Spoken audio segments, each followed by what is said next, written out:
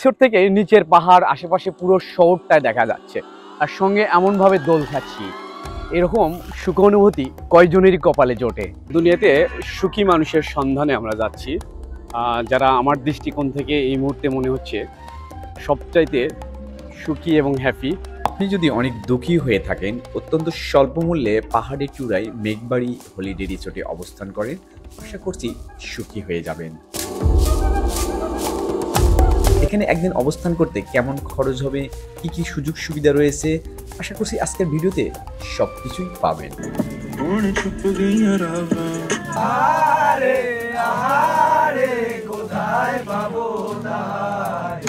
সাত সমুদ্র 13 নদী পার হয়ে 26 ঘন্টার বিশাল জার্নি, ভূমি থেকে 1600 মিটার উঁচুতে এখন অবস্থান করছি।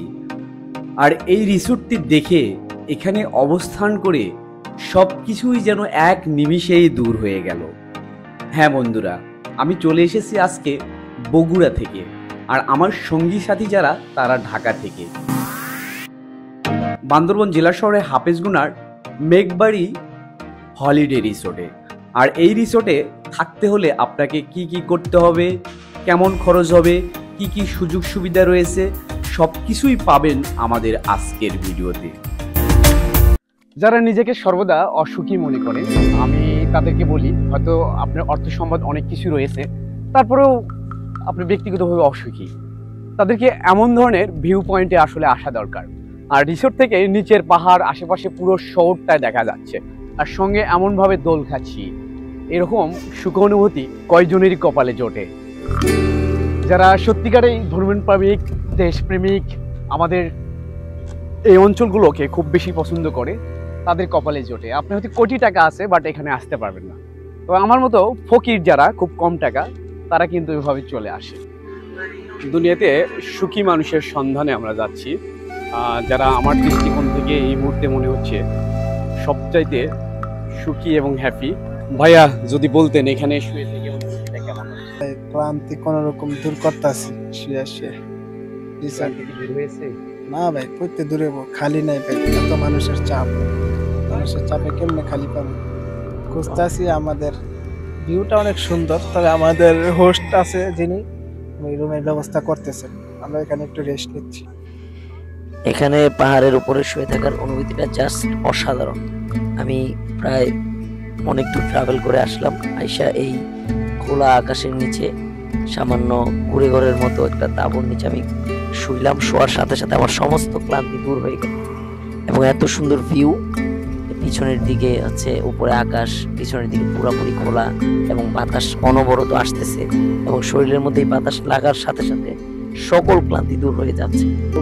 অনুভূতি খুবই ডিসগাস্টিং, খুব ডিজাস্টার, টায়ার্ড, মাথার মধ্যে অনেক ধুলা, কিন্তু ক্লিন করতে পারতেছি না। অল ওভার খুবই আপসেট। মাশাআল্লাহ, আলহামদুলিল্লাহ, এটাই সেই আমাদের কাঙ্ক্ষিত রুম। রুমের ভাড়া মোটামুটি বেশি হলেও দেখতে কিন্তু অনেক চমৎকার। এক তো পাহাড় থেকে অনেক উঁচু, এবং আশেপাশে অনেক উঁচু পাহাড় রয়েছে। যাই হোক, আমরা এখন রুমে প্রবেশ করতেছি, দেখি রুমটা দেখে নেই। এর মধ্যে কয়েকজন এসে অলরেডি জিরে নিচ্ছে, কারণ সারা রাত জার্নি করে, সারাদিন ঘুরে ফিরে সবাই ক্লান্ত। আমি একটু পরে পরে ঢুকতেছি। আপনাদেরকে বাইরের দৃশ্যটা দেখাই। দেখুন, রুম থেকে এরকম চমৎকার পাহাড় দেখা যাচ্ছে, কত সুন্দর, কত উপভোগ্য। মন চাইবে যে আজীবনই এখানে থেকে যাই, সেটা অ্যাকচুয়ালি পসিবল না। ইতিমধ্যে আমাদের দুপুরের খাবার চলে এসেছে, আমাদের প্যাকেজের মধ্যে খাবার ছিল। খাবারের আইটেমটা অনেক ভালো এবং সুস্বাদু। ধারণা ছিল যে আমার হয়তো পাহাড়ি খাবারগুলো খুব একটা বেশি ভালো হবে না, কিন্তু চমৎকার, আসলে আমার কাছে অনেক ভালো লেগেছে।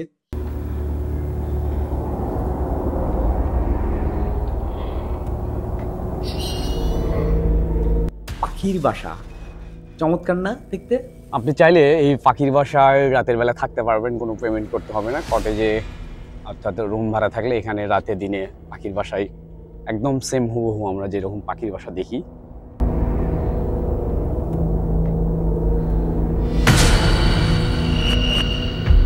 দাদা, আপনার নামটা কি হলো? আমার নাম হচ্ছে রিন।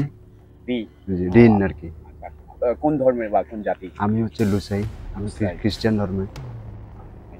এখানে আছেন কতদিন হলে? আমি এখানে আছি 10 বছর রানিং চলতেছি, মোটামুটি এখানে আছে। একটু কাইন্ডলি যদি জানাতেন আপনাদের এখানে কটেজ ভাড়াগুলো কেমন, পার ডে কোনটার কত, এর ভিতরে কি আছে? পার ডে বলতে আপনার কাপড় রুম হচ্ছে 3,500 টাকার মধ্যে আপনি পিক সার্ভিসটা পাবেন, আর সকালে ব্রেকফাস্টটা পাবেন। আর ডাবল রুম হচ্ছে আপনার ধরেন ডাবল রুম তো 7,000 আছে, 8,000 আছে, মানে ডাবল বেড হচ্ছে 4,000 আছে। আপনি এটা রুম দেখে বুকিংটা নিতে পারেন। এর মধ্যে কি কি সার্ভিস আছে? আপনি ফুল সার্ভিসটা পাবেন, আপনি সকালে ব্রেকফাস্টটা পাবেন, আর পিক সার্ভিস বাস স্ট্যান্ড থেকে পিক সার্ভিসটা পাবেন আর কি। দুপুরে লাঞ্চ? দুপুরে না, আপনি যদি প্যাকেজ সিস্টেমে আসেন তাহলে দুপুরে খাবার, রাতে খাবার, আর মানে ঘোরাফেরা সব কিছু আপনাদের প্যাকেজের মাধ্যমে আপনি পাবেন। প্যাকেজটা যদি একটু বলে দিতেন। আপনার কাপড় প্যাকেজ হচ্ছে আপনার কাপড় প্যাকেজ হচ্ছে আপনার 4,500 টাকা। আর ফ্যামিলি অথবা গ্রুপ হলে আপনার একটু প্রাইসটা একটু বাড়বে। আপনার মানে গ্রুপ মধ্যে কাপল আর গ্রুপ তো পার্থক্য থাকবে এমনিতে। সেটা কত আসবে? আপনি গ্রুপ করে আর যদি 10 থেকে 20 জন আছে তাহলে আপনার 25 থেকে 30 কাছাকাছি আসতে পারে টোটাল। ঘোরাফেরা খাওয়া দাওয়া সহ আর কি। আপনার 3 বেলা খাবার পাবেন আর ঘোরাফেরা সবকিছু পাবেন। মানে শুধুমাত্র বান্দরবন আসবে, তারপরে পিক করে এখানে নিয়ে আসবেন? বান্দরবান বাস স্ট্যান্ড থেকে আপনাকে পিক করবেন। হ্যাঁ। সকালে ব্রেকফাস্টটা পাবেন, দুপুরে খাবারটা পাবেন, রাতে খাবারটা পাবেন। অফ সিজনে কি একটু কম হয় সেক্ষেত্রে? অফ সিজন বলতে আপনার অফ সিজনে একটু ডিসকাউন্ট আছে, আমাদের মোটামুটি ডিসকাউন্ট আছে আর কি, 10% ডিসকাউন্ট হতে পারে। সবাই যখন বিকেলবেলা ঘুমে ক্লান্ত, আমি তখন একাই বেরিয়ে পড়লাম এখানকার প্রকৃতি দর্শনের জন্য। তবে একা একা বের হয়ে একটু ঝামেলা, তারপর আমার কাছে কিছু মনে হয় না। আমি বাংলাদেশের অনেকগুলো এলাকায় একাই দেখেছি, আর পাহাড়ি অঞ্চল একটু রাস্তা থেকে নিচে নামতে হলে মিনিমাম দেখা যাচ্ছে যে 1 কিলো, অনেক কষ্ট হয়। ওঠার সময় উঠতে পারি নাই, পরে 100 টাকা ভাড়া দিয়ে উপরে উঠছি। তাহলে বোঝেন কি অবস্থা। রিসোর্ট থেকে রাতের দৃশ্যটা অত্যন্ত দৃষ্টিনন্দন, আর আমাদের রিসোর্ট দেখতেও অনেক ভালো লাগছে। অনেক উঁচু থেকে শহরটা দেখার মজাটাই আলাদা।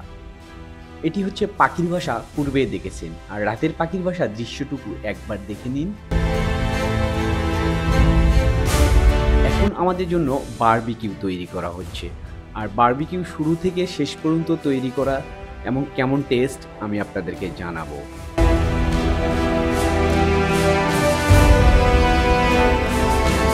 এর আগে এভাবে সরাসরি আমি বারবিকিউ তৈরি করা দেখলেও মনোযোগ থেকে দেখি নাই, বাট আজকে আমি অত্যন্ত মনোযোগ সহকারে দেখছি, কারণ এই রিসোর্টে আমাদের প্যাকেজের মধ্যে রয়েছে যেহেতু টেস্ট কেমন সেটাই।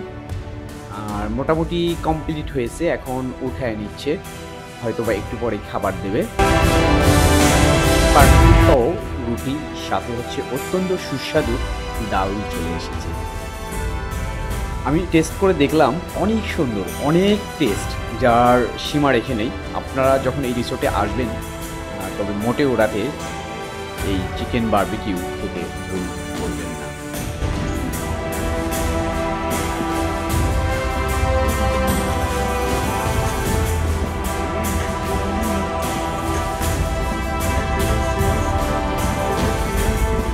একলা পথে দাঁড়িয়ে সে ছিল নূরে নূরে তাকিয়ে,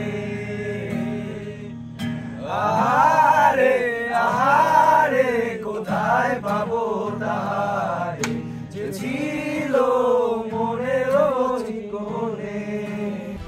রাত গড়িয়ে দিন হয়ে গেল। এই রিসোর্ট ছেড়েও আজকে চলে যাব।